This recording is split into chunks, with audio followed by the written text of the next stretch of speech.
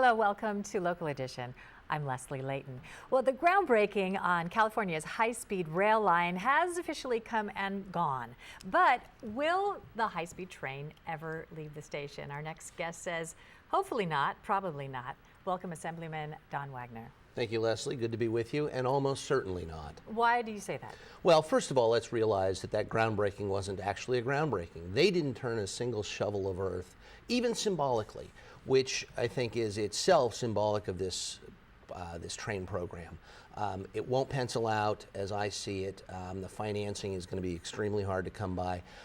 You can't find a high-speed rail project on the globe that is able to sustain itself without some sort of government intervention. And I don't see us as a state government being willing to continue ponying up for this project. It's something that's time has come and gone, and we need to stop it. Isn't it government intervention, funds from the feds, funds from the proposition that initially funded this first phase that got the shovel in the ground in the first place for this groundbreaking? Well, sure, it's federal funds and some of our own bond funds, but we are nowhere close to having enough money and even in any idea of where the revenue is going to come from to complete the project. It's sort of pie in the sky. We're hoping at some point that we'll figure out how to do it. And there's already a court case saying that the financing is incomplete. So I don't see this project ever coming to fruition, nor should it. There's a better way to spend the money. So what are some of the technological reasons this thing will never happen in your eyes? Well, one of the things we're hearing about is simply the technology to get over the Tajon Pass. It just doesn't exist. You've got to go around. There are also simple federal guidelines that limit the rail speed in urban areas. Now, we're talking about supposedly connecting LA to San Francisco. Those are the two most populated urban areas in the state of California. You can't have high-speed rail, at least given the current federal law. So that isn't going to happen. What I'd like to see the governor and us in the legislature do is actually spend money on fixing the existing infrastructure, the roads, the ports, the railroads, the water infrastructure, our electric grid. Let's spend the money on those projects that really will benefit us for the next 50 years, not this high-speed rail.